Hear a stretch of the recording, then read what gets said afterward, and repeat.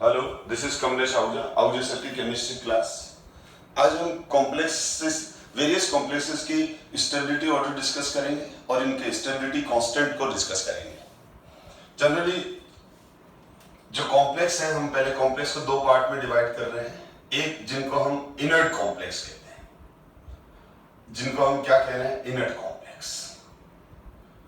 Basically जो inert complex है ये स्टेबल है, स्टेबल कॉम्प्लेक्स है, इनकी रिएक्टिविटी लेस है, लेस रिएक्टिव है। ये इनकी कोऑर्डिनेशन एंटाइटी या कोऑर्डिनेशन स्फीयर स्टेबल रहता है। मेटल आयन और लिगेंड के बीच में एक स्ट्रॉन्ग बॉन्डिंग है। मेटल आयन और सेंट्रल मेटल कैटायन और लिगेंड के बीच में एक स्ट्रॉन्ग बॉन्डिंग है। कोऑर्डिनेशन स्फीयर से लिगेंड इजीली लीव नहीं करता है। और दूसरा है रिएक्टिव कॉम्प्लेक्स, जिनको हम लेबाइल कॉम्प्लेक्स कहते हैं। लेबाइल कॉम्प्लेक्स जो होते हैं वो होते हैं अनस्टेबल कॉम्प्लेक्स, और ये अनस्टेबल कॉम्प्लेक्स होते हैं तो ये मोर रिएक्टिव होते हैं, ये मोर रिएक्टिव होते हैं। और जब ये मोर रिएक्टिव हैं तो इनका जो कोऑर्डिनेशन एंटाइटी, कोऑर्डिनेशन स्फीयर से जो सेंट्रल मेटल कैटायन के साथ लिगेंड बॉन्डेड है वो स्ट्रांगली बॉन्डेड नहीं है, वो स्ट्रांगली बॉन्डेड नहीं है। उनके बीच में binding force, holding force central metal cation और लिगेंड के बीच में वीक है, तो उस कोऑर्डिनेशन स्फीयर से वो लिगेंड इजीली लीव कर जाता है, तो हम बोलते हैं वो लेबाइल कॉम्प्लेक्स है। यानी लेबाइल कॉम्प्लेक्स जो होते हैं, लेबाइल कॉम्प्लेक्स जो होते हैं वो लिगेंड सब्स्टिट्यूशन रिएक्शन बहुत फास्ट देते हैं, लिगेंड सब्स्टिट्यूशन रिएक्शन इजीली दे देते हैं। तो अब आप बोलोगे सर लिगेंड हो सकता है कुछ स्टूडेंट सोच रहे हो कि लिगेंड सब्स्टिट्यूशन रिएक्शन क्या होता है, तो मैं एक एग्जांपल दे देता हूं उसके लिए। जैसे ये एक कोबाल्ट +2 का कॉम्प्लेक्स है, हेक्साअमीन कोबाल्ट सेकंड आयन, और इसको मैंने केसीएन के साथ ट्रीट किया। तो केसीएन एक्वस केसीएन है, तो केसीएन के जो साइनाइड आयन है वो अच्छे लिगेंड है, स्ट्रॉन्ग लिगेंड है। और यहां पर क्या हो जाएगा, ये साइनाइड माइनस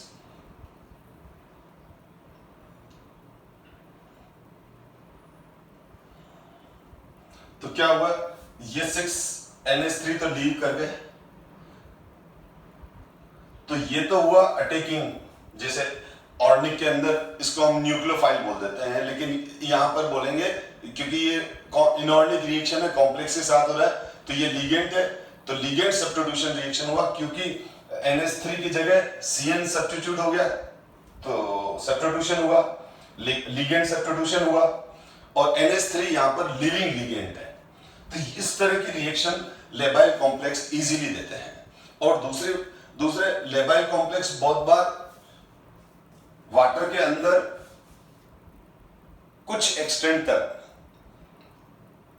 अपनी सेकेंडरी वैलेंसी को आयनाइज कर जाते हैं, यानी एक्वस मीडियम में किसी लेबाइल कॉम्प्लेक्स को डालते हैं तो वो स्टेबल नहीं है, तो उसके जो कॉम्प्लेक्स का जो कोऑर्डिनेशन एंटाइटी बोलो या कोऑर्डिनेशन स्फीयर बोलो, उसके अंदर जो लिगेंड है वो अपने आप ही सेंट्रल मेटल कैटायन से रिलीज होके और सॉल्यूशन में स्प्रेड हो जाते हैं। रीजन वही है कि अनस्टेबिलिटी होने की वजह से लिगेंड और सेंट्रल मेटल कैटायन के बीच में प्रॉपर फोर्स नहीं है, प्रॉपर बाइंडिंग फोर्स नहीं है। तो कौन सा कॉम्प्लेक्स इनर्ट होगा और कौन सा कॉम्प्लेक्स लायबल होगा, उसको हम डिस्कस कर रहे हैं। तो यहां पर हम एक टर्म और भी मैं ले रहा हूं पहले, जो हम 11 से पढ़ रहे हैं, ionic potential. Ionic potential basically हम इसको फाई बोलते हैं। आयनिक पोटेंशियल क्या होता है, आयनिक पोटेंशियल होता है charge on cation, charge on cation या सेंटर मेटल केटायन एक ही बात है।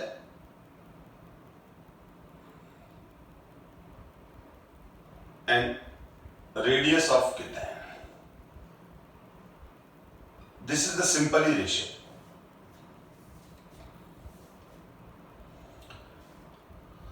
और आयनिक पोटेंशियल की वैल्यू जितनी ज्यादा होगी, 5 वैल्यू जितनी ज्यादा होगी, आयनिक potential value of CMC centre metal cation is directly proportional to tendency to form complex and directly proportional to stability of complex। तो उसके सेंटर मेटल केटायन के आयनिक पोटेंशियल की वैल्यू यानी उसके चार्ज वर्सेस रेडियस के रेशियो को भी हम करके ये बता सकते हैं, और directly proportional to covalent nature, covalent character. तो हम यहां जो मैं क्लियर कर दूं, जो हम स्टेबिलिटी ऑफ कॉम्प्लेक्स डिस्कस कर रहे हैं, तो इसमें हम वैलेंस बॉन्ड थ्योरी और क्रिस्टल फील्ड थ्योरी CFT और VBT दोनों थ्योरीज को यूज करते हुए कॉम्प्लेक्स की स्टेबिलिटी को एक्सप्लेन करेंगे। क्योंकि कॉम्प्लेक्स की जो स्टेबिलिटी है उसके कुछ रीजंस, कुछ logic concept valence bond theory से क्लियर होते हैं और कुछ क्रिस्टल फील्ड थ्योरी से क्लियर होते हैं। तो ये वाला जो कॉन्सेप्ट है वो वैलेंस बॉन्ड थ्योरी के बेस पर भी है, तो CFT के बेस पे भी है, ये वाला तो कॉमन है। लेकिन कुछ खाली CFT के बेस पे डिस्कस करेंगे क्रिस्टल फील्ड स्टेबलाइजेशन एनर्जी, और कुछ खाली वैलेंस बॉन्ड थ्योरी के बेस पे करेंगे। आप देखो समझ जाओगे, अभी अपन ज्यादा कंफ्यूज नहीं करते हैं। देखो ये चीज 11 में भी थी फजांस रूल के अंदर कि केटायन का साइज जितना छोटा होता है और उस पर चार्ज जितना ज्यादा होता है, उसकी कोवेलेंट बॉन्ड बनाने की नेचर उतनी ज्यादा होती है।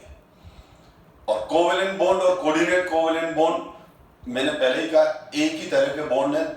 कोऑर्डिनेट कोवेलेंट है और कोवेलेंट बॉन्ड है, दोनों में केवल मोड ऑफ फॉर्मेशन में डिफरेंस है। मैंने बार बार बताया कि कोवेलेंट बॉन्ड में तो दोनों का एक एक इलेक्ट्रॉन है, कोएक्सियल ओवरलैपिंग है, ठीक है।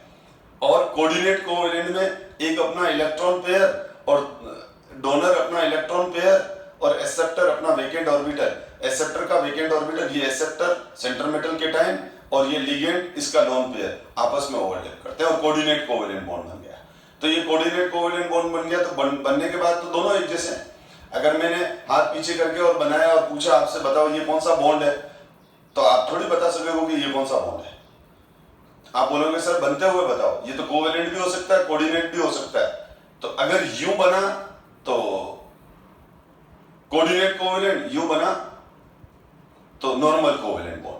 दोनों में कोएक्सियल ओवरलैपिंग है, दोनों में ओवरलैपिंग है। तो कुल मिला के ये है कि कोऑर्डिनेट बॉन्ड भी टाइप ऑफ कोवेलेंट बॉन्ड ही है और टाइप ऑफ सिग्मा बॉन्ड ही है, क्योंकि कोएक्सियल ओवरलैपिंग हुई है। तो ये हमेशा ध्यान रखो कि जिस सेंटर मेटल केटायन का 5 वैल्यू जितना ज्यादा होगा, वो कोऑर्डिनेट कोवेलेंट बॉन्ड बनाने की टेंडेंसी भी उसकी उतनी ज्यादा होगी। तो मैं एक चीज और लिख सकता हूं, 5 वैल्यू, इसको 5 बोल रहा हूं, डायरेक्टली प्रोपोर्शनल 5 वैल्यू ऑफ, ठीक है, 5 value of centre metal cation is directly proportional to tendency to form coordinate covalent bond. अब यहां हम VBT की बात कर रहे हैं, कोऑर्डिनेट कोवेलेंट बॉन्ड। इसका मतलब जिस मेटल केटायन का 5 ज्यादा है, हम बोलेंगे उसकी कोऑर्डिनेट कोवेलेंट बॉन्ड बनाने की टेंडेंसी ज्यादा है।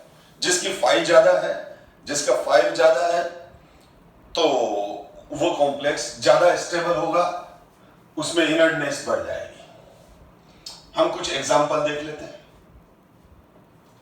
तो ये तो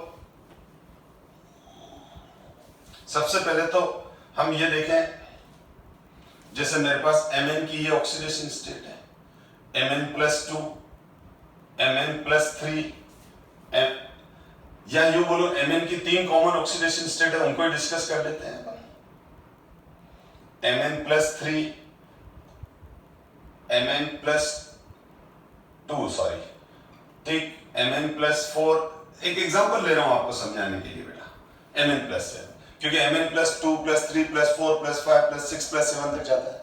तो अगर Mn+2 का साइज ये है तो Mn+4 का और साइज छोटा हो जाएगा, क्योंकि size of cation is always smaller than parent atom. तो जैसे जैसे इलेक्ट्रॉन निकलते जाते हैं, जैसे जैसे क्या होता जाएगा, इलेक्ट्रॉन रिलीज होते जाएंगे, +2 से +4 हुआ, इलेक्ट्रॉन निकले, न्यूक्लियर चार्ज बढ़ गया, जेड इफेक्ट बढ़ गया। न्यूक्लियर चार्ज नहीं बढ़ा, जेड इफेक्ट बढ़ गया, ठीक है। न्यूक्लियर चार्ज तो होता है number of proton, nuclear charge तो Mn+2 का भी 25 है। न्यूक्लियर चार्ज का मतलब क्या होता है, नंबर ऑफ प्रोटॉन्स, और Mn में नंबर ऑफ प्रोटॉन्स कितने हैं, 25। Mn+2 में 25, Mn+4 में भी 25, Mn+7 में भी 25। तो इन सब का न्यूक्लियर चार्ज से हमको कोई मतलब नहीं है। इफेक्टिव न्यूक्लियर चार्ज क्या होता है, न्यूक्लियस का force of attraction outermost orbit के इलेक्ट्रॉन पर, या न्यूक्लियस का force of attraction outermost orbit तक कितना पहुंच रहा है। जितना ज्यादा पहुंचेगा वो उतना स्ट्रॉन्ग सेंटर मेटल केटायन हो जाएगा। तो यहां पर हम लेफ्ट राइट चलेंगे तो ऑब्वियसली आप देख लो क्या हो रहा है, कुछ पॉइंट डिस्कस कर रहा हूं मैं। Number 1, left right, size of metal ion क्या हो रहा है, size of metal ion will decrease, या डिक्रीज हो ही रहा है, ठीक है। और charge on metal ion increase, तो क्लियर हो गया। आयनिक पोटेंशियल वैल्यू इंक्रीज, और आयनिक पोटेंशियल वैल्यू इंक्रीज हो गई तो tendency to form coordinate bond increase, tendency to form complex compound, tendency to form, ठीक है, क्या, कॉम्प्लेक्स कंपाउंड इंक्रीज, और stability of complex increase, stability of complex increase. तो Mn+2, Mn+4 और Mn+7, तो ये मेटल एक ही है लेकिन चार्ज बढ़ रहा है। तो इसका मतलब क्या हो गया कि जो लोअर ऑक्सीडेशन स्टेट वाले हैं वो लेस स्टेबल कॉम्प्लेक्स बनाएंगे, और हायर ऑक्सीडेशन स्टेट वाले स्टेबल कॉम्प्लेक्स बनाएंगे। इसीलिए Pt+2 Ni+2, अगर हम निकल की बात करें तो निकल की 2 ऑक्सीडेशन स्टेट है, +2 और +4, ठीक है। तो निकल का +4 वाला ज्यादा स्टेबल कॉम्प्लेक्स बना देगा। अब मैं इसमें एक और नई चीज एंटर कर रहा हूं कि अगर ये तो मैंने आपको VBT से एक्सप्लेनेशन दिया, CF, ठीक है ना, इसी तरह से, लेकिन अगर हम CFT से एक्सप्लेनेशन दूं, अब इनके इसमें लिगेंड सेम लेने हैं, तो CFT के अकॉर्डिंग क्या हो जाएगा, जो आयनिक पोटेंशियल जिस मेटल केटाइन का ज्यादा है तो वो लिगेंड को अपनी तरफ ज्यादा खींच लेगा, वो लिगेंड को अपनी तरफ क्या कर लेगा, ज्यादा खींच लेगा। अब जब वो लिगेंड को अपनी तरफ ज्यादा खींच लेगा, यानी Mn+2, Mn+4 और Mn+7, कौन लिगेंड को अपनी तरफ ज्यादा खींच लेगा, लिगेंड को के साथ ओवरलैपिंग Mn+7 सबसे ज्यादा कर लेगा, यानी जिसके ऊपर ऑक्सीडेशन स्टेट ज्यादा है, या यूं बोलो आयनिक पोटेंशियल ज्यादा है। तो लिगेंड जितना ज्यादा नियर सेंटर मेटल केटाइन के तरफ जाता है, यानी लिगेंड जितना ज्यादा सेंटर मेटल केटाइन के क्लोज होगा, क्लोज जाएगा, तो उसका फील्ड इफेक्ट भी उतना बढ़ जाएगा, फील्ड इफेक्ट बढ़ जाएगा तो स्प्लिटिंग बढ़ जाएगी। तो मैं ये भी लिख सकता हूं, phi value directly proportional to dd splitting gap दे। यानी डेल की वैल्यू हायर फाई वाले केटाइंस पर ज्यादा रहेगी। अब Mn+2 Mn+4 की बात करें तो Mn+4 के जो d ऑर्बिटल है वो ज्यादा स्प्लिट हो जाएंगे और dd स्प्लिटिंग गैप डेल्टा डेल की वैल्यू बढ़ती है तो क्रिस्टल फील्ड स्टेबलाइजेशन बढ़ जाती है, तो डायरेक्टली प्रोपोर्शनल हो जाएगा CFSE। और क्रिस्टल फील्ड स्टेबलाइजेशन एनर्जी बढ़ती है तो कॉम्प्लेक्स स्टेबल हो जाता है। तो अगर ये बहुत इंपॉर्टेंट पॉइंट समझा रहा हूं मैं आपको, अगर आपको ये पूछा जाए कि किस तरह के मेटल केटाइन कॉम्प्लेक्स बनाएंगे, तो जिनके आयनिक पोटेंशियल की वैल्यू हाई होती है वो अच्छे कॉम्प्लेक्स बनाते हैं, स्टेबल कॉम्प्लेक्स बनाते हैं। ठीक है, तो आप ध्यान देना।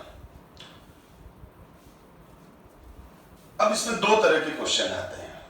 एक तो आपसे सीधा पूछा जाएगा कि why transition metal cation are form complex, तो आप लिखोगे ट्रांजिशन मेटल केटाइन के आयनिक पोटेंशियल्स की वैल्यू ज्यादा होती है और आयनिक पोटेंशियल की वैल्यू ज्यादा होने से क्या हो जाएगा, वो लिगेंड के साथ इजीली कोऑर्डिनेट कोवेलेंट बॉन्ड बना पाएंगे अकॉर्डिंग टू वीबीटी, क्योंकि phi value directly proportional to tendency to form coordinate covalent bond. ये सब फजांस रूल 11th में भी था बेटा, केमिकल बॉन्डिंग में।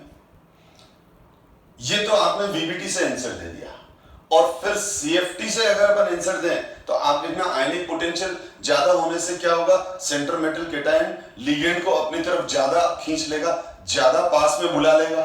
तो लिगेंड जब सेंटर मेटल केटाइन के ज्यादा पास में होगा तो लिगेंड का field effect D generate D orbitals पर ज्यादा होगा, तो डी स्प्लिटिंग गैप बढ़ जाएगा, उससे उसकी क्रिस्टल फील्ड स्टेबलाइजेशन एनर्जी बढ़ जाएगी, तो वो स्टेबिलिटी गेन करेगा। तो एक क्वेश्चन तो ये होगा। अब आपसे कोई पूछे कि क्या एस ब्लॉक का, क्या कोई एफ ब्लॉक का, क्या कोई पी ब्लॉक का, यानी ट्रांजिशन मेटल केटाइन के अलावा दूसरे एस ब्लॉक, पी ब्लॉक और एफ ब्लॉक मेटल्स कॉम्प्लेक्स बनाते हैं क्या? यस बनाते हैं, लेकिन सारे नहीं बनाते हैं। उनमें भी वही बनाएंगे जिनकी फाई वैल्यू ज्यादा हो, उनमें भी कॉम्प्लेक्स वही बनाएंगे जिनकी फाई वैल्यू ज्यादा हो, जिनका आयनिक पोटेंशियल वैल्यू ज्यादा हो। क्योंकि हम जब ये कोऑर्डिनेशन केमिस्ट्री पढ़ते हैं बेटा, तो कोऑर्डिनेशन केमिस्ट्री पढ़ते वक्त हमारे ब्रेन में एक माइंड सेट बन जाता है कि कॉम्प्लेक्स मतलब ट्रांजिशन एलिमेंट। ऐसा नहीं है बेटा, ऐसा नहीं है। एस ब्लॉक, पी ब्लॉक और एफ ब्लॉक के कुछ मेटल ऐसे हैं जिनके आयनिक पोटेंशियल की वैल्यू ज्यादा है, तो वो भी लिगेंड के लोन पेयर को अपनी तरफ खींच के और उसके साथ कोऑर्डिनेट कोवेलेंट बॉन्ड बना देते हैं। अगर हम बात करें एस ब्लॉक एलिमेंट्स की, तो हम देखें जब हम आते हैं lithium, sodium, potassium, rubidium, caesium, top to bottom size बढ़ता है। तो lithium Li+, Na+, K+, Rb+, caesium plus. Beryllium की बात करूं तो beryllium, magnesium, calcium, strontium, barium. तो Be+2, Mg+2, Ca+2, Sr+2, Ba+2। General बात हमको मालूम है कि टॉप टू बॉटम साइज बढ़ता है, तो ये इनका साइज है, ये साइज बढ़ गया, ये और साइज बढ़ गया, ये और साइज बढ़ गया, ये और साइज बढ़ गया। तो यहां पर अगर हम टॉप टू बॉटम आ रहे हैं एस ब्लॉक एलिमेंट में, तो एस ब्लॉक एलिमेंट में जब हम टॉप टू बॉटम आ रहे हैं तो obviously radius of cation increase हो रहा है। रेडियस ऑफ केटाइन इंक्रीज हो रहा है। Charge top to bottom charge remain same है, पर आयनिक पोटेंशियल तो क्या होता है, charge on cation upon radius, charge versus radius का। चार्ज फाई क्या होता है, फाई होता है चार्ज वर्सेस रेडियस, फाई तो होता है चार्ज वर्सेस रेडियस। तो चार्ज रिमेन सेम, लेकिन रेडियस तो इंक्रीज हो रहा है ना, रेडियस इंक्रीज होगा तो फाई वैल्यू डिक्रीज होगी, क्योंकि चार्ज वर्सेस रेडियस है। तो रेडियस ऑफ केटाइन इंक्रीज तो phi value phi value will decrease. जब phi value decrease होगी तो tendency to form covalent bond और coordinate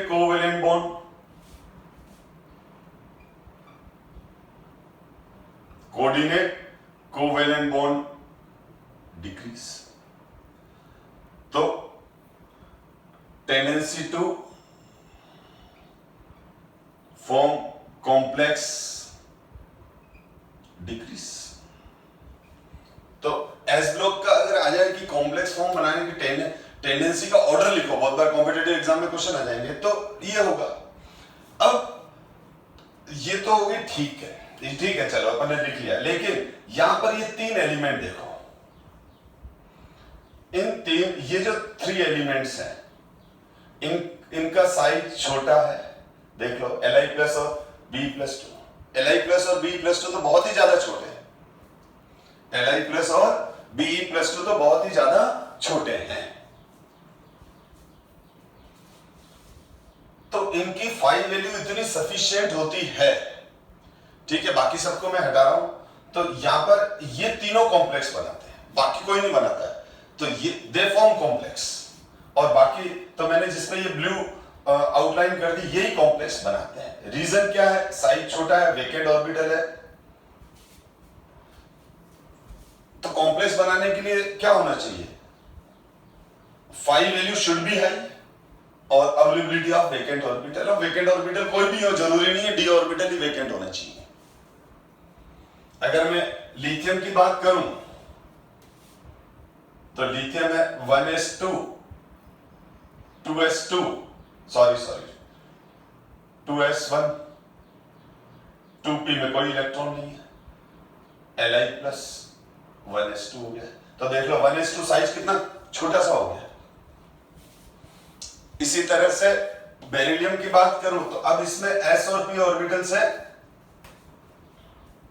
तो लिथियम का साइज छोटा है, बेरिलियम का साइज छोटा है, बहुत ज्यादा छोटा है। अगर बेरिलियम की बात करूं तो ये 1s2 2s1 2p और बेरिलियम +2 बन जाएगा, ये बेरिलियम +2 बन जाएगा। तो Li प्लस और B+2 की phi वैल्यू बहुत ज्यादा होती है, Mg+2 के कंपैरिजन में भी ज्यादा होती है, इन दोनों की phi वैल्यू बहुत ज्यादा होती है। तो एस ब्लॉक एलिमेंट में लिथियम और बेरिलियम के तो जो कंपाउंड होते हैं उनमें कोवेलेंट कैरेक्टर मैक्सिमम आता है, क्योंकि इनकी Li प्लस और B+2 का साइज बहुत ज्यादा छोटा है, इसीलिए phi वैल्यू बहुत ज्यादा हो जाती है। इन दोनों Li प्लस और B+2 की phi वैल्यू बहुत ज्यादा है। Li प्लस और B+2 की आयनिक पोटेंशियल यानी चार्ज वर्सेस रेडियस रेशियो बहुत ज्यादा आता है। अब क्या हुआ इनका Li, क्योंकि अब अच्छा इधर से Mg+2 का भी अपन ये तो नहीं बोलते बहुत ज्यादा, लेकिन ज्यादा है।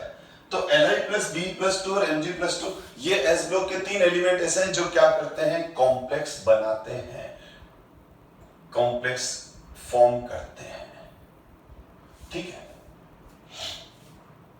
आपने देखा होगा हम LiCl.2s2 लिखते हैं, तो बेसिकली इसका जो स्ट्रक्चर है वो ऐसा है, LiH2O होल ट्वाइस 2Cl, ये यानी ये हो गया डाई एक्वा लिथियम क्लोराइड, और इसका मतलब ये हुआ कि Li प्लस 2 मॉलिक्यूल वाटर से इंटरेक्ट करेगा और क्या बना देगा? ये हाइड्रेटेड हो जाएगा, और जो एनर्जी निकलेगी उसको बोलते हैं अपन हीट ऑफ हाइड्रेशन। तो लिथियम की हीट ऑफ हाइड्रेशन ज्यादा क्यों होती है? क्योंकि वो वाटर के साथ अच्छे से कोऑर्डिनेट कोवेलेंट बॉन्ड बना देगा या वाटर के साथ कॉम्प्लेक्स आयन बना देगा, तो इस वजह से जो एनर्जी रिलीज होगी उसको हीट ऑफ हाइड्रेशन बोलेंगे। तो हीट ऑफ हाइड्रेशन या स्ट्रॉन्ग फोर्स की वजह से रिलीज हो रही है, तो हम कहते हैं लिथियम की हीट ऑफ हाइड्रेशन ज्यादा होती है, बेरिलियम की ज्यादा होती है, मैग्नीशियम की ज्यादा होती है। सिमिलरली BeCl2 0.2H2O होता है, लेकिन देखो NaCl 0.2H2O या 6H2O ऐसा कुछ नहीं होता है, KCl 0.2H2O ऐसा कुछ नहीं होता है, सीधा NaCl होता है और KCl होता है।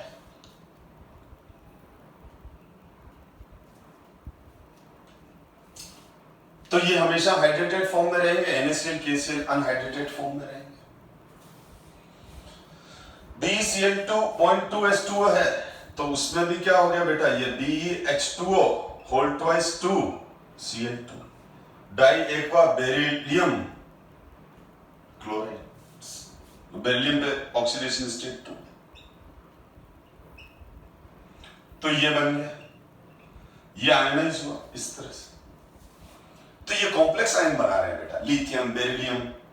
अब मैग्नीशियम की बात करूं तो lithium beryllium boron carbon nitrogen oxygen fluorine, ये सेकंड पीरियड के एलिमेंट है, इनमें वैलेंसी शेल सेकंड है। तो lithium beryllium boron carbon nitrogen oxygen fluorine, एक तो इनका साइज छोटा है और दूसरा वेकेंट ऑर्बिटल नहीं है, तो ये अपनी वैलेंसी ज्यादा एक्सपांड नहीं कर पाते हैं। लेकिन मैग्नीशियम थर्ड पीरियड का एलिमेंट है और मैग्नीशियम में वेकेंट डी ऑर्बिटल भी है और मैग्नीशियम का साइज भी ज्यादा बड़ा है, तो साइज ज्यादा बड़ा होने की वजह से कोऑर्डिनेशन नंबर बढ़ जाएगा। सेकेंडरी वैलेंसी साइज मतलब अगर बहुत ज्यादा छोटा साइज का मेटल है तो उसके चारों तरफ स्टेरिक हिंड्रेंस की वजह से ज्यादा लिगेंड नहीं आ पाते हैं। जैसे Li+ और Be+2 के चारों तरफ, उसको चारों तरफ से ज्यादा लिगेंड घेर नहीं सकते क्योंकि छोटा सा है। थोड़ा आयन बड़ा होगा, ठीक है, थोड़ा आयन बड़ा होगा उसके, तो क्या होगा, उसके चारों तरफ ज्यादा मॉलिक्यूल, ज्यादा लिगेंड आ सकते हैं। जैसे IF7 होता है, क्यों होता है, क्योंकि आयोडीन का साइज बड़ा है तो चारों तरफ से 7 फ्लोरीन उसको कवर कर सकते हैं। लेकिन ClF5 कभी नहीं देखा, ClF3 रुक जाता है क्योंकि क्लोरीन का साइज छोटा है, तो 3 फ्लोरीन आने के बाद अब चौथा और पांचवा फ्लोरीन उसे बॉन्ड बनाना चाहे तो बना नहीं पाता है, क्योंकि वो फ्लोरीन उस क्लोरीन से बॉन्ड बनाने के लिए क्लोरीन तक अप्रोच ही नहीं कर पाता है, क्योंकि क्लोरीन के चारों तरफ जब 3 फ्लोरीन आते हैं तो तीनों फ्लोरीन उसको पूरा ही घेर लेते हैं, तो अब नए फ्लोरीन एटम को बॉन्ड बनाने के लिए जगह नहीं मिलती है, तो हम बोलते हैं स्टेरिक हिंड्रेंस है। तो इसीलिए ना अगर सेंटर का साइज बड़ा है, ठीक है, तो साइज पर भी कोऑर्डिनेशन नंबर डिपेंड करता है। जैसे लिथियम और बेरिलियम के कोऑर्डिनेशन नंबर 2 से एक्सीड नहीं करते हैं, इसीलिए नहीं करते हैं क्योंकि उनका साइज छोटा है, तो ज्यादा लिगेंड उसके चारों तरफ आकर बॉन्ड नहीं बना पाते हैं। अब MgCl2 में आप देखते हो तो MgCl2 को ऐसे नहीं, हमेशा 0.6H2O के फॉर्म में देखा। तो ये क्या हो गया, बेसिकली ये हो गया MgH2O whole 6 Cl2, MgH2O whole 6 Cl2, इस तरह से हो गया। और अगर मैं इसकी बात करूं Mg, तो Mg का इलेक्ट्रॉनिक कॉन्फ़िगरेशन होता है 1s2 2s2 2p6 3s2 3p0 और 3d0। तो Mg+2 जो हो जाएगा वो हो जाएगा Mg+2। तो अब इसमें 3s में भी 0 इलेक्ट्रॉन, p और d में तो वैसे ही 0 थे, तो ये Mg का एक s। अब अगर आप देखो तो Mg इसके अंदर कितने 6 मॉलिक्यूल वाटर है, तो 6 कोऑर्डिनेट कोवेलेंट बॉन्ड बन जाएंगे, sp3d2 बन जाएगा, यानी ये ऑक्टाहेड्रल। तो इस केस में primary valency 2, secondary 6, sp3d2, octahedral coordination sphere. तो ये सब जो आप देखते हो, जैसे अपन ने इस चैप्टर में देखा था TiCl 3.6H2 देखा ही था, CSO 4.5H2, FeSO 4.7H2, तो क्या है, ये सब वाटर लिगेंड है। तो अब आपको एक क्लियर हो गया कि ऐसे सारे मेटल केटाइन जिनकी फाई वैल्यू हाई है, आयनिक पोटेंशियल वैल्यू हाई है, जिनके आयनिक पोटेंशियल वैल्यू हाई है, वो सारे मेटल केटाइन के जो सॉल्ट होंगे, MgCl2 हो गया, LiCl हो गया, BeCl2 हो गया, AlCl3 हो गया, जिनके फाई वैल्यू ज्यादा है, वो हमेशा हाइड्रेटेड फॉर्म में रहेंगे। हाइड्रेटेड फॉर्म में, स्ट्रांगली हाइड्रेटेड फॉर्म में रहेंगे, रीजन यही कि 5 वैल्यू ज्यादा होने की वजह से वाटर लिगेंड की तरह एक्ट करके और वो कॉम्प्लेक्स बना देता है। सेकेंडरी वैलेंसी जो मेटल केटायन की है वो वाटर से सेटिस्फाई हो जाती है। तो यहां पर अगर हम देखें तो किसी पीरियड की बात करूं मैं, लेफ्ट राइट चल रहे हैं, तो मैग्नीशियम है तो lithium sodium magnesium aluminium silicon. तो अगर यहां +1 है तो यहां +2 है, यहां +3 है और +4 है। अब Na+ अगर लेफ्ट राइट चल रहा हूं तो वही वाली बात है, साइज क्या होता जाएगा, डिक्रीज होता जाएगा। साइज डिक्रीज हो रहा है, चार्ज बढ़ रहा है, आयनिक पोटेंशियल वैल्यू बढ़ रही है, आयनिक पोटेंशियल 5 वैल्यू इंक्रीज हो रही है। तो tendency to form covalent and coordinate covalent bond,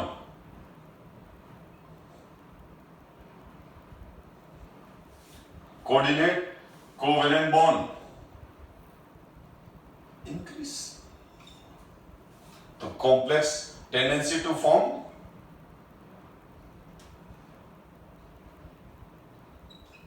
complex increase. इसमें सोडियम का आयनिक पोटेंशियल बहुत कम होता है, इतना नहीं होता है कि वो लिगेंड के लोन पेयर को होल्ड कर पाए, लिगेंड को अपने साथ होल्ड कर पाए। तो सोडियम नहीं बनाता है कॉम्प्लेक्स, लेकिन ये तीनों बनाते हैं और इसमें से भी इसका ज्यादा स्टेबल हो जाएगा। तो एल्यूमिनियम भी बनाएगा और एल्यूमिनियम भी कॉम्प्लेक्स बनाता है, तभी तो हम Al+3 AlCl3.6H2O देखते हैं। तो AlCl3.6H2 वाटर के अंदर, ये वाटर के अंदर आयनिक मॉलिक्यूल, जब AlCl3 को अपन स्ट्रांगली हीट करते हैं तो AlCl3 कोवेलेंट मॉलिक्यूल बन जाता है, स्ट्रांगली हीट। तो देखो पहले तो मैं ये बोल रहा हूं कि AlCl3 है, तो AlCl3 को मैं ऐसे भी लिख सकता हूं, ध्यान दें, AlCl3 को तो मैं ऐसे लिख सकता हूं, यानी ये हो गया बेटा Al(H2O)6Cl3 hexa aqua aluminium chloride. अब यहां Cn भी आ सकता है, यहां NH3 भी आ सकता है, यानी Al+3 में तो बहुत अच्छी टेंडेंसी होती है कॉम्प्लेक्स बनाने की। एक तो मेटल है और आयनिक पोटेंशियल की वैल्यू ज्यादा है। फिर एल्यूमिनियम थर्ड पीरियड का एलिमेंट है, सोडियम मैग्नीशियम एल्यूमिनियम सिलिकॉन। तो एल्यूमिनियम के वैलेंसी शेल में d ऑर्बिटल्स भी हैं, तो अपनी वैलेंसी 6 तक एक्सपांड कर जाता है कॉम्प्लेक्स बनाकर। तो आप देखो ये होता ही है। अब ये वाटर के अंदर जब डालते हैं, हम एक्वस मीडियम में डालते हैं, तो ये इस तरह से आयनाइज हो जाता है।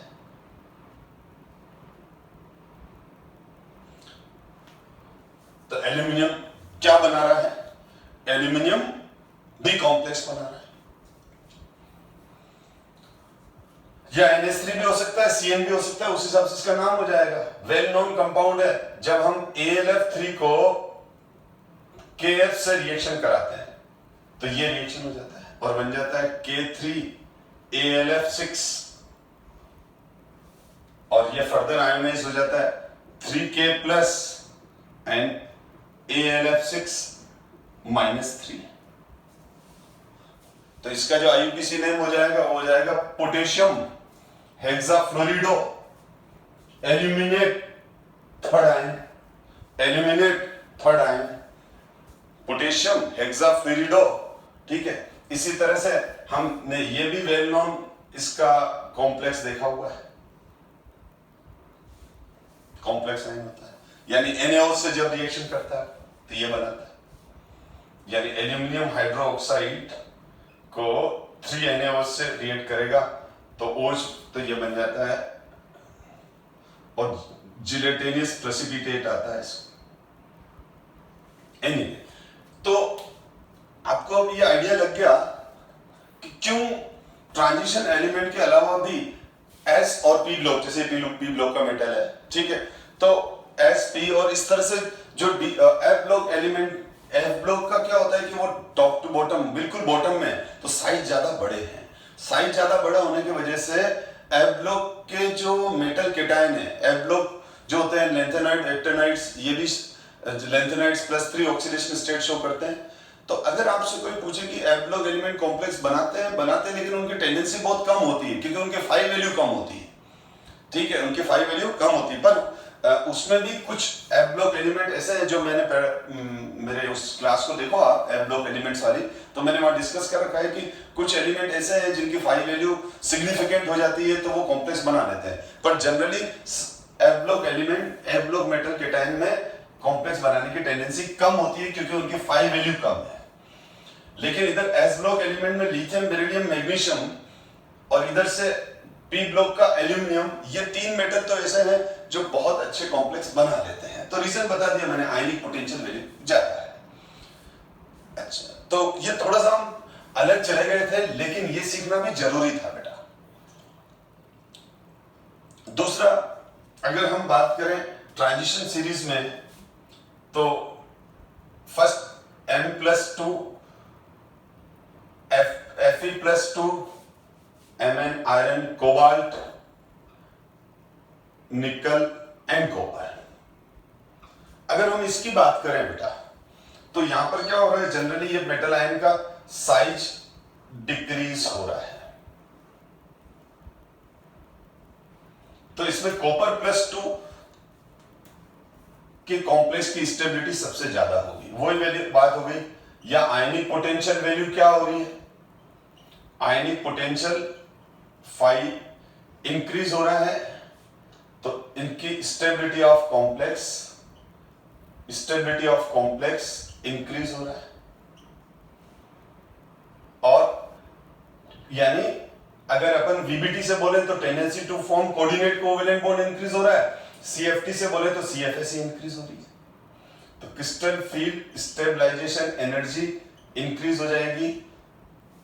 क्योंकि मैंने अभी आपको आयनिक पोटेंशियल क्या बताया, आयनिक पोटेंशियल डायरेक्टली प्रोपोर्शनल क्या होता है, tendency to form coordinate bond भी, और आयनिक पोटेंशियल डायरेक्टली प्रोपोर्शनल होता है splitting, ionic potential directly proportional होता है क्रिस्टल फील्ड स्टेबलाइजेशन एनर्जी। ये बहुत इंपॉर्टेंट पॉइंट है, आयनिक पोटेंशियल से अपन सारा रिलेटेड कर सकते हैं।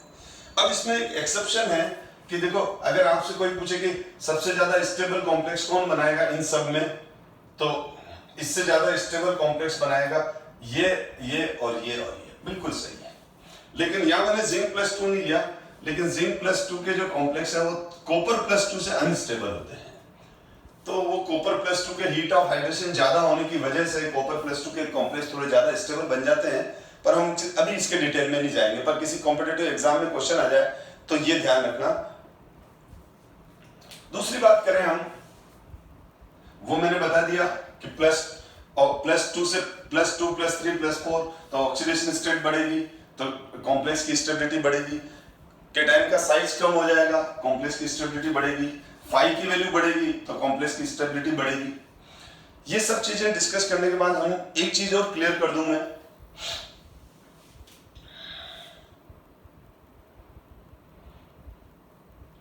हम अभी एक particular transition series, 3D transition series की बात कर रहे हैं, और अब कॉम्प्लेक्स के शेप पे भी डिपेंड करती है, वो हम सीएफटी से एक्सप्लेन कर पाते हैं कि देखो, जो टेट्राहेड्रल कॉम्प्लेक्स है उसका डीडी स्प्लिटिंग गैप सबसे कम होता है ΔT, उससे ज्यादा ऑक्टाहेड्रल का, और उससे ज्यादा स्क्वायर प्लेनर का। तो जो टेट्राहेड्रल कॉम्प्लेक्स है वो लेस स्टेबल है, ऑक्टाहेड्रल कॉम्प्लेक्स जो है वो ज्यादा स्टेबल है, स्क्वायर प्लेनर कॉम्प्लेक्स सबसे ज्यादा स्टेबल है।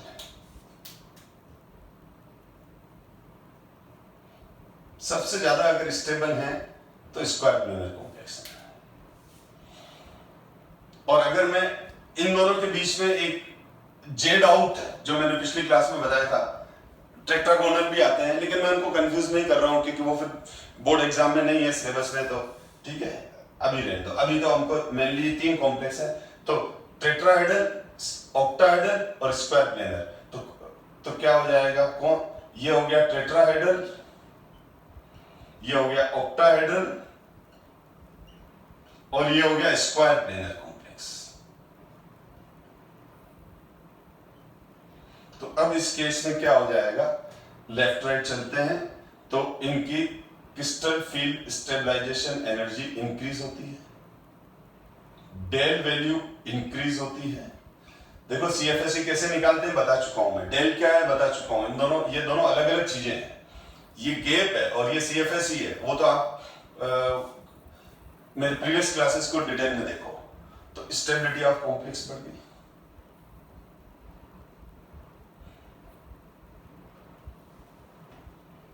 आपसे कोई पूछे कि ये जो कॉम्प्लेक्स है ये टेट्राहेड्रल में न जाकर ये जो है वो स्क्वायर प्लेनर कॉम्प्लेक्स है, मैं पहले भी डिस्कस कर चुका हूं। ये कॉम्प्लेक्स टेट्राहेड्रल नहीं है, स्क्वायर प्लेनर है। तो कॉपर प्लस 2 के पास दोनों ऑप्शन होते हैं, कॉपर प्लस 2 के पास ध्यान रखना दोनों ऑप्शन होते हैं। कॉपर प्लस 2 के पास दोनों ऑप्शन है कि वो टेट्राहेड्रल भी बना सकता है और ऑक्टाहेड्रल भी बना सकता है। कॉपर प्लस 2 के पास दोनों ऑप्शन होते हैं कि वो टेट्राहेड्रल भी बना सकता है और ऑक्टाहेड्रल भी बना सकता है।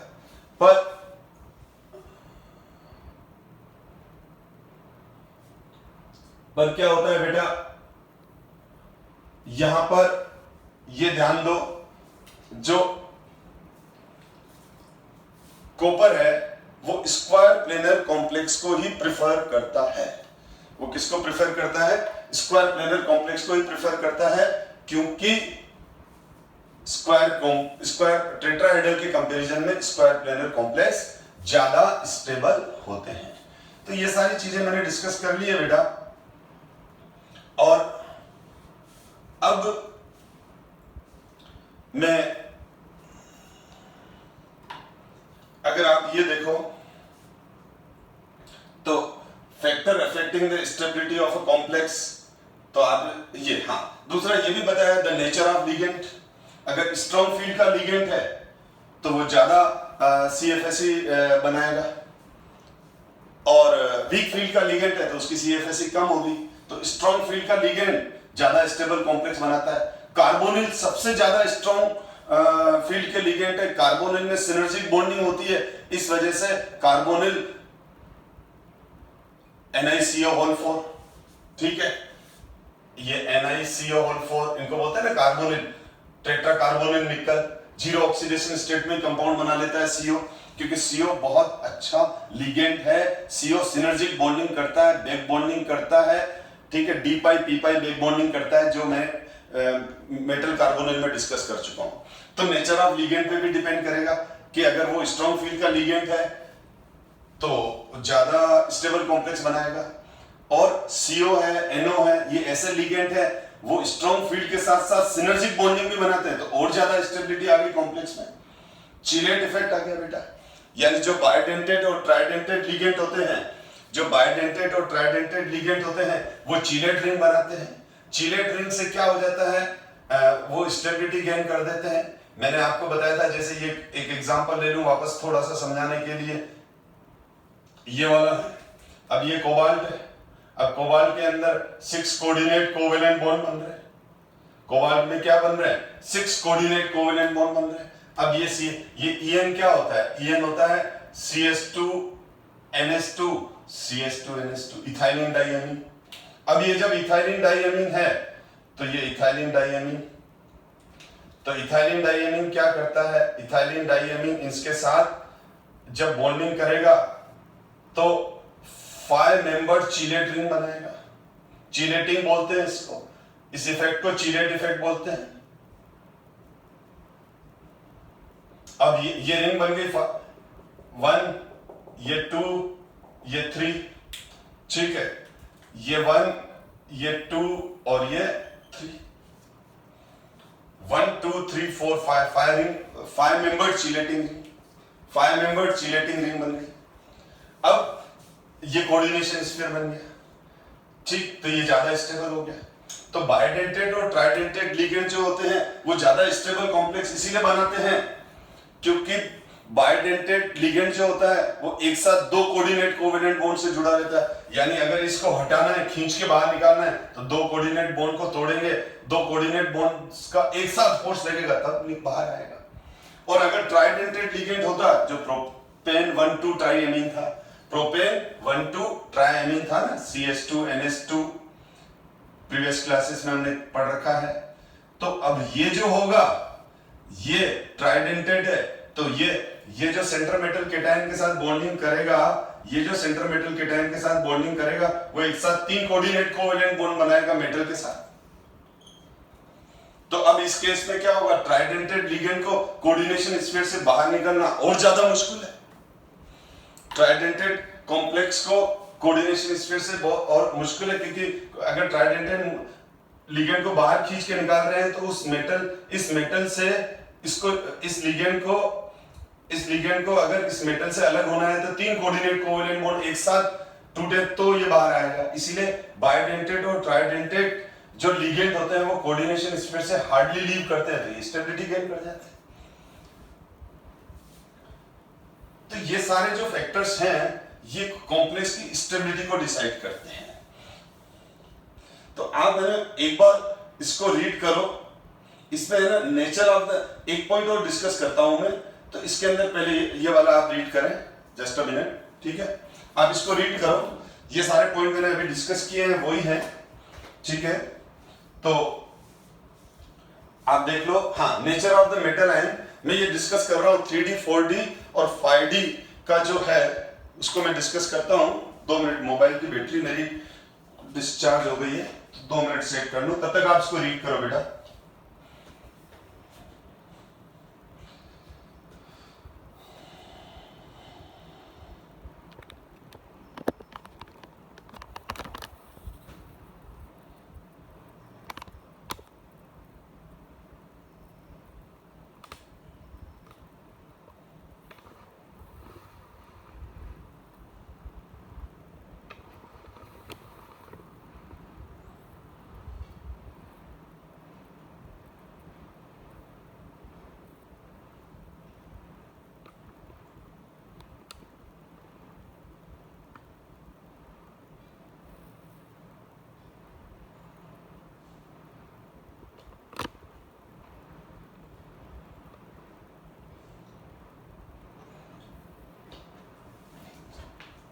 Yes, sorry for interruption. तो अब क्या हुआ, अब इसमें मैंने एक डिस्कशन किया बेटा कि यही है। अब और फिर आप नेक्स्ट ये भी रीड कर लो आप, नेचर ऑफ लिगेंड और नेचर ऑफ लिगेंड, तो ज्योमेट्री ऑफ कोऑर्डिनेशन एंटाइटी जो मैं भी डिस्कस कर चुका, टेट्राहेड्रल, स्क्वायर, प्लेनर और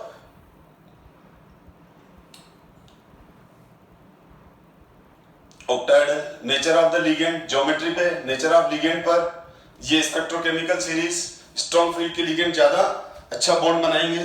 और आगे बढ़ते हैं अब अपन। हाँ, एक पॉइंट डिस्कशन से छूट गया था, तो वो ये है कि हमारे पास अब जैसे 4D का मेटल केटायन है, 4D का मेटल केटायन है, 5D का मेटल केटायन है और 6D का मेटल केटायन है। यानी जैसे हम चलते हैं स्कैंडियम,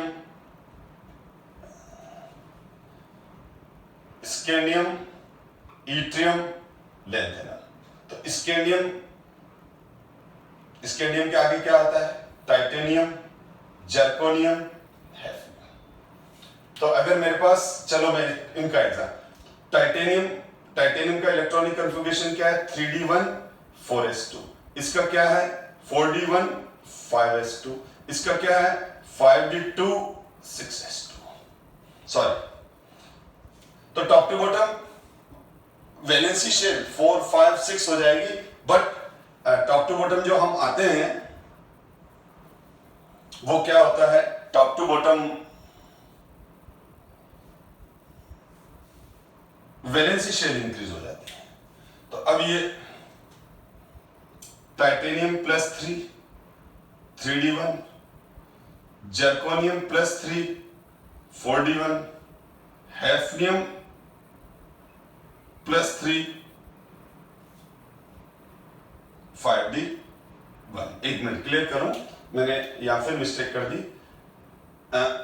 इनका इलेक्ट्रॉनिक कॉन्फ़िगरेशन होता है, टाइटेनियम का होता है 3d2 4s2, टाइटेनियम का होता है आर्गन 3d2 4s2, जर्कोनियम का होता है क्रिप्टॉन 4d2 5s2, हैफनियम का क्या हो जाएगा 5d2 6s2। अब इनमें से मैंने तीन इलेक्ट्रॉन निकाल लिए, तो अब ये हो गया हमारा 3d का, ये हो गया हमारा 3d का मेटल केटाइन, ये हो गया 4d का मेटल केटाइन, ये हो गया 5d का। ठीक है, वो भी पहले भी सही लिखा 4d 5d 6d, कोई बात नहीं, लेकिन हम इन तीनों के बारे में बात कर लेते हैं। तो मैं ये कह रहा हूं कि 3d का जो मेटल केटाइन है और 4d का जो मेटल केटाइन और 5d का मेटल केटाइन है। अब देख लो इनमें से किसका जेड इफेक्ट सबसे कम होगा। इसका टॉप टू बॉटम आते हैं तो साइज बढ़ जाता है, साइज बढ़ जाता है तो जेड इफेक्ट कम हो जाता है। तो किसके जो D orbital 3d D orbital, 4d D orbital और 5d डी ऑर्बिटल, 3d का डी ऑर्बिटल टाइटेनियम प्लस में जो 3d डी ऑर्बिटल्स हैं जो डीजेनरेट है, लिगेंड इनफाइनाइट पर है, तो इनफाइनाइट पर है तो 3d जब इनफाइनाइट पर होगा, टाइटेनियम +3 है तो लिगेंड जब इनफाइनाइट पर होगा तो इसका 3d तो डीजेनरेट है। तो ये मेरे कहने का मतलब 3d के सारे डी ऑर्बिटल्स डीजेनरेट है, 4d के सारे डी ऑर्बिटल्स डीजेनरेट है, 5d के सारे डी ऑर्बिटल्स डीजेनरेट है। अब लिगेंड कंबाइन करेगा, अब लिगेंड कंबाइन करके और इनसे जैसे 6 लिगेंड कंबाइन करके और क्या बना रहे हैं, कॉम्प्लेक्स बना रहे हैं। जब ये कॉम्प्लेक्स बना रहे हैं तो TiL होल 6 +3 कॉम्प्लेक्स बन जाएगा, यहां बन जाएगा जर्कोनियम L6 +3 कॉम्प्लेक्स बन जाएगा, यहां बन जाएगा हैफनियम L होल 6, तो ये कॉम्प्लेक्स बन जाएगा। तो अब क्वेश्चन ये कि 3d 4d और 5d कौन से ऑर्बिटल्स में स्प्लिटिंग ज्यादा होगी, कौन से ऑर्बिटल्स में स्प्लिटिंग ज्यादा होगी। तो 5d ऑर्बिटल्स में स्प्लिटिंग ज्यादा होती है, ये ध्यान रखो। क्यों? क्योंकि लिगेंड तो तीनों को डरा रहा है, लिगेंड तो ये लिगेंड इस पर फील्ड इफेक्ट डाल रहा है 3d पर, ये लिगेंड 4d पर और ये लिगेंड 5d पर। तो किसके डी ऑर्बिटल्स पर न्यूक्लियस का इफेक्ट कम होगा, इस पे, क्योंकि टॉप टू बॉटम आते हैं तो साइज बढ़ गया। तो यहां पर क्या होता है कि डी ऑर्बिटल्स, पहले तो हम बात कर रहे थे खाली एक ही सीरीज की लेफ्ट राइट, जितना भी अपना डिस्कशन होगा, ठीक है, ट्रांजिशन एलिमेंट में। अब हम टॉप टू बॉटम की बात करें तो 3d में स्प्लिटिंग कम होती है, उससे ज्यादा 4d में होती है, उससे ज्यादा 5d में होती है स्प्लिटिंग। क्यों? क्योंकि 3d का साइज छोटा होने की वजह से उसके सेंटर मेटल केटाइन के न्यूक्लियस का कंट्रोल ज्यादा होता है, तो उसकी स्प्लिटिंग को रेजिस्ट कर पाता है।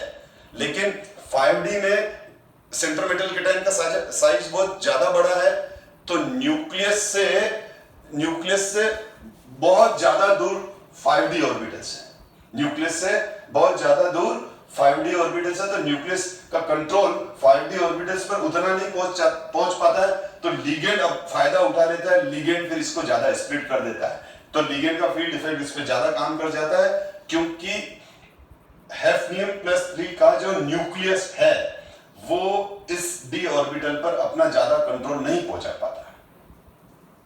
तो इसीलिए हमेशा ध्यान रखो 3d से ज्यादा स्प्लिटिंग 4d में, 4d से ज्यादा स्प्लिटिंग 5d में होती है।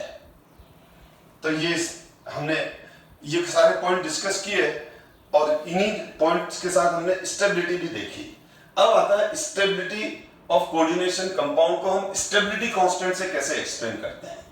तो स्टेबिलिटी कांस्टेंट से कैसे एक्सप्लेन करेंगे, छोटा सा टॉपिक है, देख लेते हैं। तो वो देखो आप, जैसे मैं एक कॉम्प्लेक्स की बात कर रहा हूं, स्टेबिलिटी कॉम्प्लेक्स यानी यहां इसका इक्विलिब्रियम कांस्टेंट से मतलब है। जैसे ये देखो आप, मैं एक एग्जांपल ले रहा हूं, CO कॉपर +2 है, कॉपर +2 का ले रहा हूं और इसने एक NH3 से कंबाइन किया और कॉपर NH3 +2 बनाया, और इसका जो K1 कांस्टेंट हो गया, इक्विलिब्रियम कांस्टेंट। इसका इक्विलिब्रियम कांस्टेंट क्या हो गया? K1 हो गया। थोड़ा इधर साइड में ले लेता हूं क्योंकि उधर स्पेस चाहिए मेरे को। कॉपर प्लस 2 NH3 और ये K1 is the equilibrium constant.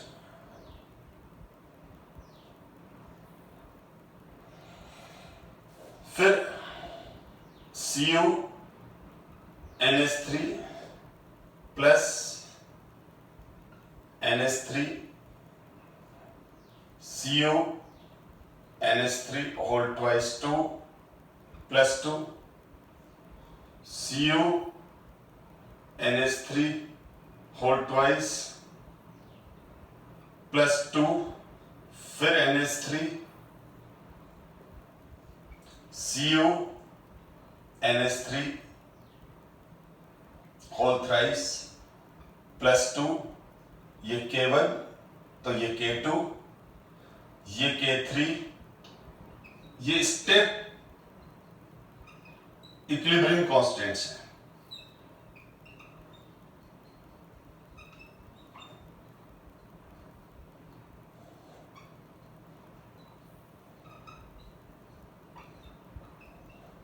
ठीक है,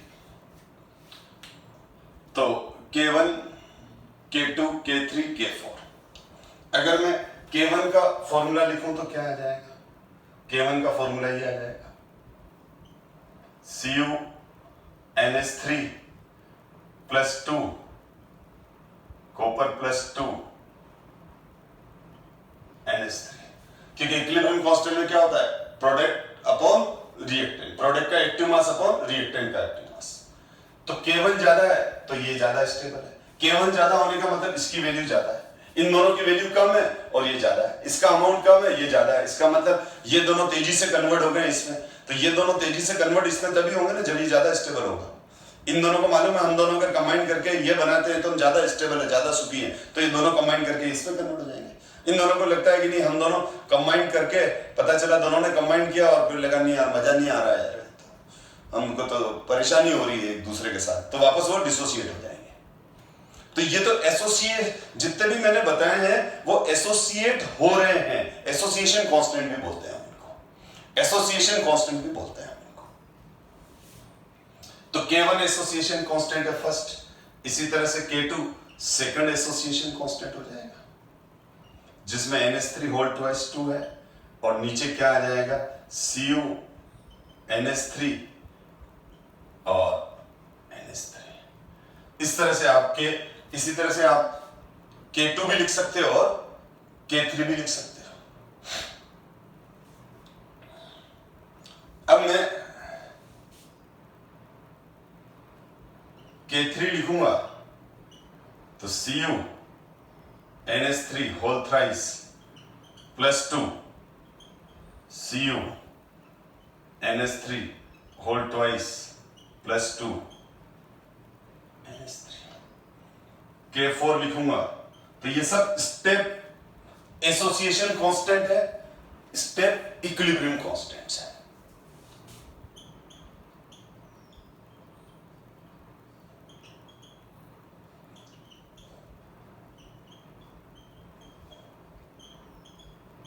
अब यहां पर क्या हो रहा है बेटा? ये K1, K2, K3, K4 ये सारे के सारे क्या है? स्टेप इक्विलिब्रियम कांस्टेंट और स्टेप एसोसिएशन कांस्टेंट है। अब ओवरऑल कांस्टेंट को हम यहां बीटा बोलते हैं। क्या बोलते हैं?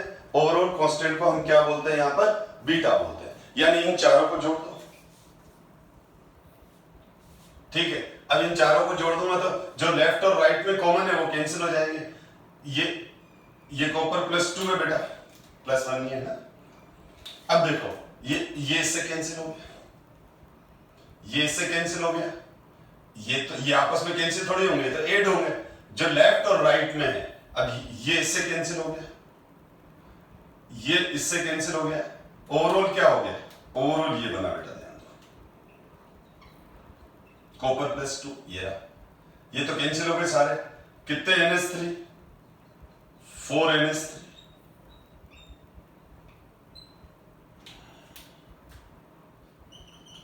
बीटा, क्योंकि एनसीईआरटी में बीटा लिखा हुआ है,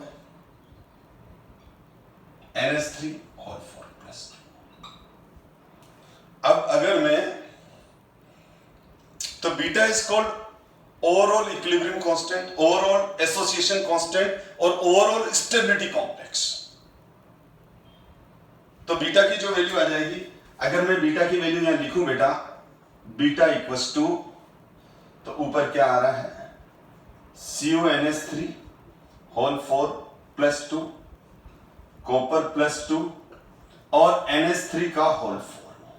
ये जो ब्लू फॉन्ट में लिखा हुआ है बीटा, ये फाइनल रिएक्शन का ओवरऑल कांस्टेंट है। फाइनल रिएक्शन का क्या है, ओवरऑल कांस्टेंट है। तो ठीक है, तो बीटा ये है, मैंने जो बीटा लिखा है वो ये लिखा है बेटा। अगर नीचे ज्यादा हो गया वो थोड़ा सा, तो ये CuNH3 होल 4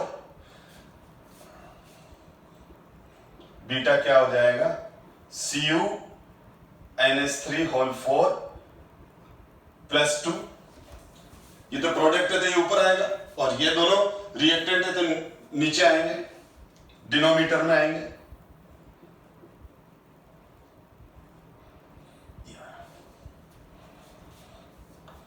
ये जो मैंने नीचे लिखा उसको वापस लिख दिया। Beta is called overall equilibrium constant, चारों स्टेप का। Beta is overall association constant, और beta is also called stability constant. तो अब अगर मैं ओवरऑल स्टेबिलिटी कांस्टेंट क्या हुआ, इसका एक तरीका और भी है। अगर मैं क्या करूं, बीटा किसके बराबर है, देखो K1 into K2 into K3 into K4, K1 into K2 into K3 into K4। तो क्या हो जाए, अब अगर आप इन सबको एक मल्टीप्लाई कर दो तो अब आपकी मैथमेटिक्स इतनी तो ठीक है, या ये वाली वैल्यू रख, K1 के नीचे ये वाली वैल्यू रख दो, K2 के नीचे ये वाली वैल्यू रख दो, K3 के नीचे ये वाली वैल्यू रख दो, K4 के नीचे ये वाली वैल्यू रख दो। तो आप क्या, तो ये कटते जाएंगे, ठीक है। तो अब क्या हो जाएगा, अब हमारे पास जो बीटा की ओवरऑल वैल्यू आ जाएगी वो ये आ जाएगी,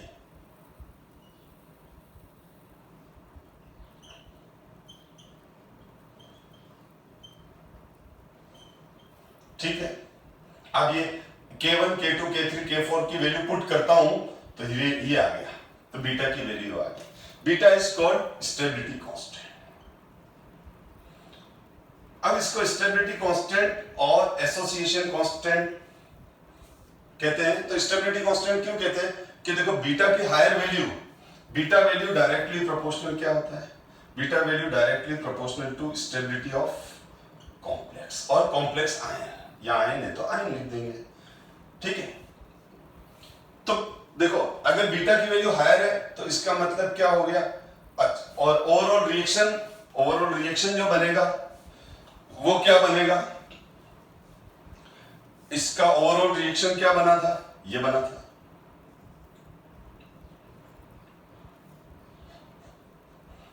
NH3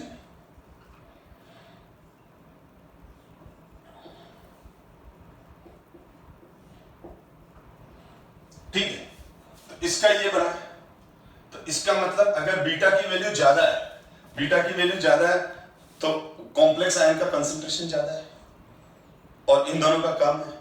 तो ये दोनों अगर ज्यादा से ज्यादा रिएक्ट करके इसमें कन्वर्ट हो रहे हैं, वो तभी हो रहे हैं ना, ये दोनों आपस में अगर रिएक्ट करके किसमें कन्वर्ट हो रहे हैं, ये अगर दोनों आपस में रिएक्ट करके कॉपर प्लस 2 और 4NH3 आपस में रिएक्ट करके तेजी से किसमें कन्वर्ट हो रहे हैं, CuNH3 होल 4 प्लस 2 में, तो ये ज्यादा स्टेबल है तभी तो है। अगर ये आपस में खुश नहीं है तो बनेंगे क्यों, और बनेंगे भी तो वापस टूट के पीछे आ जाएंगे, डिसोसिएट हो जाएंगे। अब इसमें देखो दो कांस्टेंट है, एक तो होता है बीटा, ठीक है, बीटा को बोलते हैं एसोसिएशन कांस्टेंट, तो वो हो गया फॉरवर्ड रिएक्शन। अगर ये एसोसिएशन हो रहा हो, और अगर बैकवर्ड रिएक्शन की बात करें तो उसको बोलेंगे डिसोसिएशन कांस्टेंट, तो एसोसिएशन कांस्टेंट तो ज्यादा से ज्यादा होना चाहिए, यानी बीटा की वैल्यू ज्यादा होनी चाहिए। Beta is called stability constant और एसोसिएशन कांस्टेंट। और क्या बोलते हैं अपन? एसोसिएशन। लेकिन रिवर्स रिएक्शन में क्या हो रहा है? डिसोसिएट हो रहा है। तो रिवर्स रिएक्शन के कांस्टेंट को हम डिसोसिएशन कांस्टेंट कहते हैं। तो एसोसिएशन कांस्टेंट यानी फॉरवर्ड रिएक्शन, एसोसिएशन कांस्टेंट तो ज्यादा होना चाहिए, मतलब बीटा की वैल्यू ज्यादा होनी चाहिए, तो कॉम्प्लेक्स ज्यादा स्टेबल है। या यूं बोलो डिसोसिएशन कांस्टेंट कम से कम होना चाहिए। डिसोसिएशन कांस्टेंट कम होने का मतलब ये हुआ कि ये टूटता नहीं है इसमें, इसका मतलब स्टेबल है।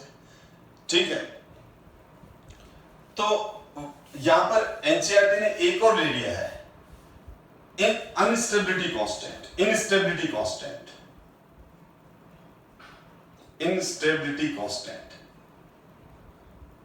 उसको कहा है इसने 1/बीटा, जिसको अपन के डैश बोल सकते हैं। 1/बीटा को क्या बोला है? Instability constant. इनस्टेबिलिटी कांस्टेंट मतलब डिसोसिएशन कांस्टेंट। इनस्टेबिलिटी कांस्टेंट का मतलब क्या होता है?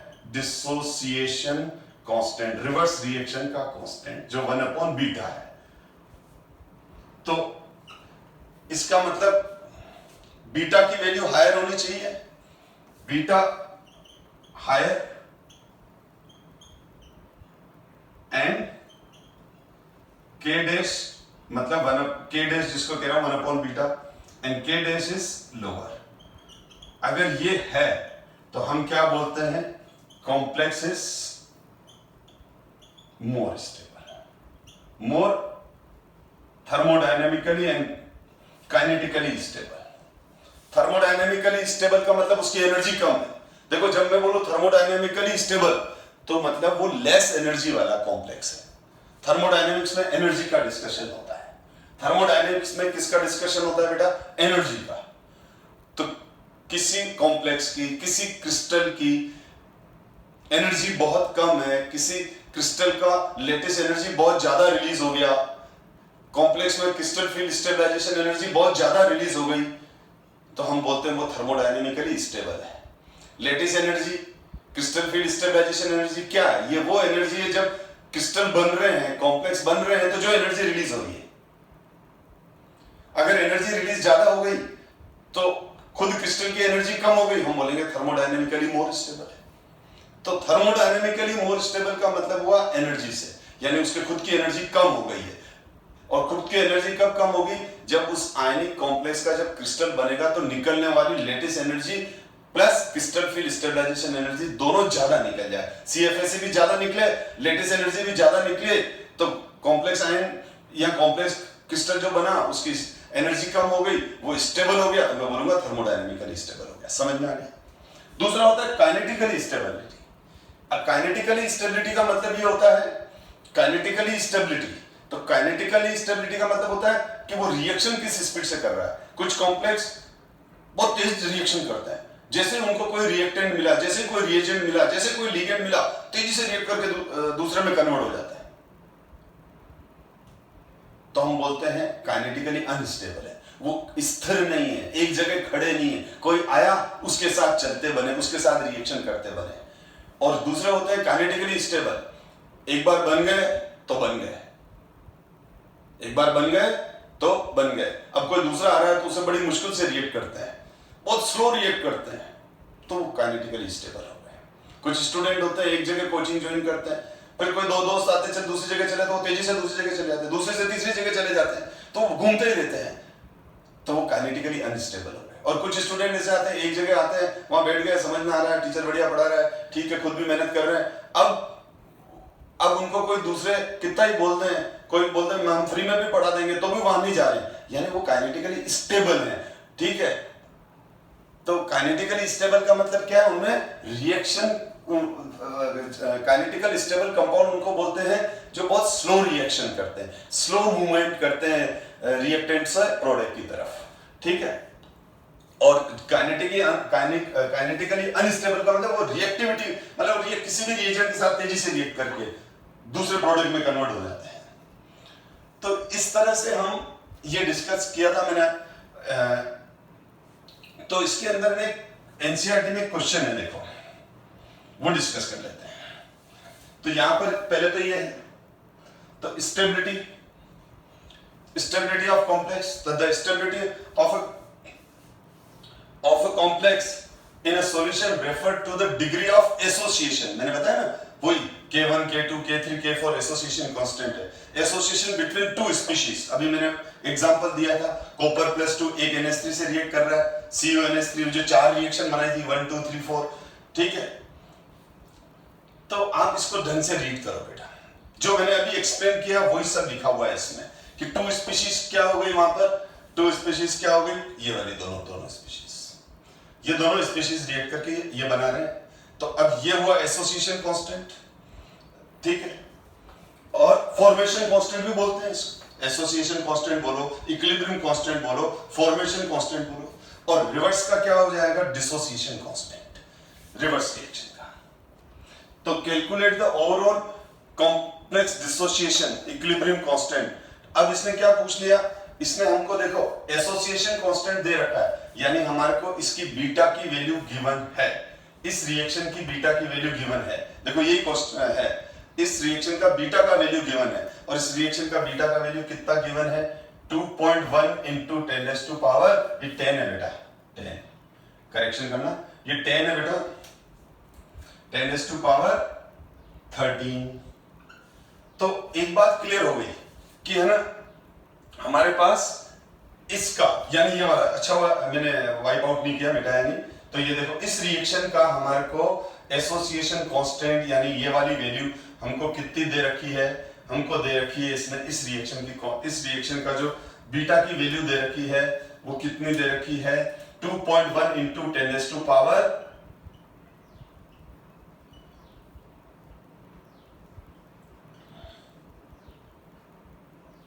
+13। अब इसने क्या पूछा है, इसने ये पूछा है, इसका मतलब कॉम्प्लेक्स बहुत स्टेबल है, इक्विलिब्रियम कांस्टेंट बीटा की वैल्यू बहुत ज्यादा है, ठीक है। अब इसने एसोसिएशन कांस्टेंट तो दे रखा है, ये तो हो गया मेरा एसोसिएशन कांस्टेंट। तो डिसोसिएशन कांस्टेंट क्या आ जाएगा, जो डिसोसिएशन कांस्टेंट है वो आ जाएगा, डिसोसिएशन कांस्टेंट जो आ जाएगा वो आ जाएगा, डिसोसिएशन इक्विलिब्रियम कांस्टेंट है वो आ जाएगा 1/बीटा। तो इसकी वैल्यू आ जाएगी 1/2.1 into 10 to power 13। तो 1/2 होता है 0.5 के आसपास, ठीक है। तो ये 0.5 नियरली है ना, into 10 to power -13 या 5.121 के आसपास आ जाएगा, ठीक है, into 10 to power -13 आंसर आ जाएगा, क्योंकि 2.1 है, 1/2 है तो 0.5 है या 4.9 जो भी आ जाए, अप्रोक्स लिखा है मैंने, ठीक है। यानी 1/2.1 into 10 to power 13 को आप सोल्व कर लो, ये 13 ऊपर जाएगा, ये -14 हो जाएगा ना, फिर साइंटिफिक नोटेशन में कन्वर्ट कर देंगे। तो अप्रोक्स आ रहा है 5 into 10 to power -14। तो इसका आंसर क्या आ जाएगा, इसका डिसोसिएशन कांस्टेंट आ जाएगा 1/बीटा, मतलब 1/2.1 into 10 to power 13। अब इसको सोल्व करूंगा तो अप्रोक्स 0.5 के आसपास आएगा, ये वैल्यू आप कैलकुलेट कर लेना, मैंने की नहीं है, ठीक है।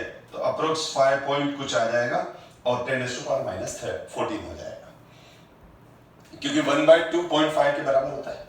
तो यहां तक बात समझ में आ गई आपको। तो ये बीटा गिवन दैट बीटा 4, समझ गए आप, बीटा 4। हाँ, बीटा 4 का मतलब क्या हुआ, अच्छा हुआ ये भी बीटा 4 आपने क्या देखा था, बीटा 4 कॉम्प्लेक्स का मतलब क्या हुआ, ये 4 स्टेप में बना था ना।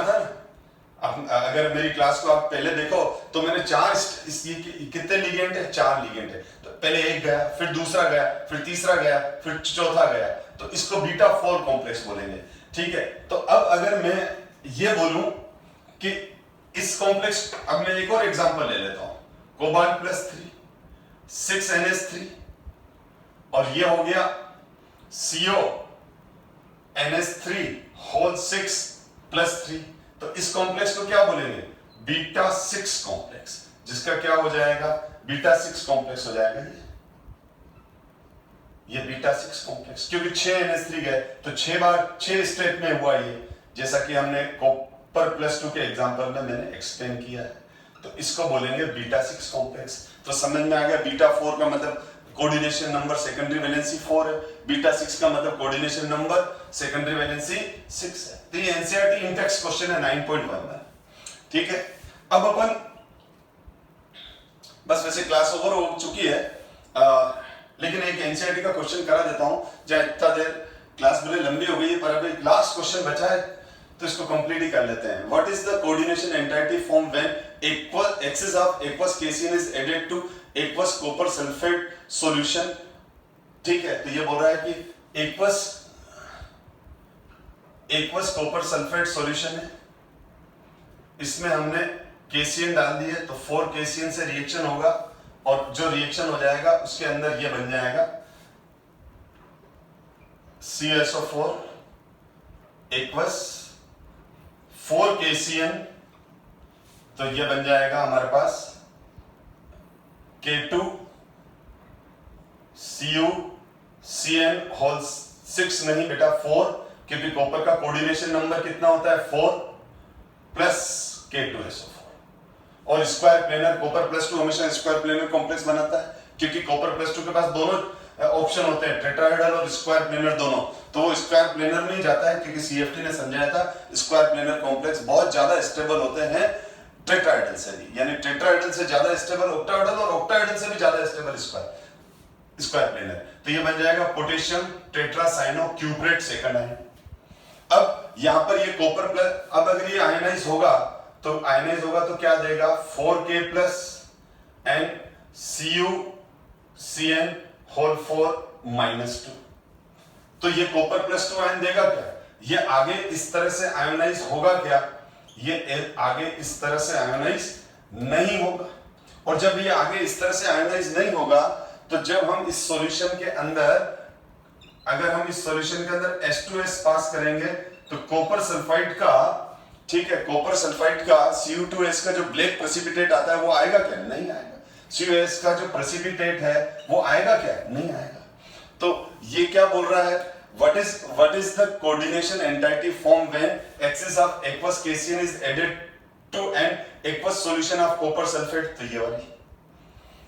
why is the no precipitate of copper sulfide, ये रहा, is obtained when pass H2S in this solution। तो हम लिखेंगे कि कोऑर्डिनेशन एंटाइटी बन गया तो इसकी सेकेंडरी वैलेंसी जो है वो अनआयनाइजेबल है। ये सेकेंडरी वैलेंसी जो है, ये सेकेंडरी वैलेंसी है ना साइनाइड, सेकेंडरी वैलेंसी साइनाइड से पूरी हुई है, तो सेकेंडरी वैलेंसी जो साइनाइड से पूरी हुई है वो अनआयनाइजेबल है। आयनाइज नहीं हो गया, क्रॉस लगा दिया।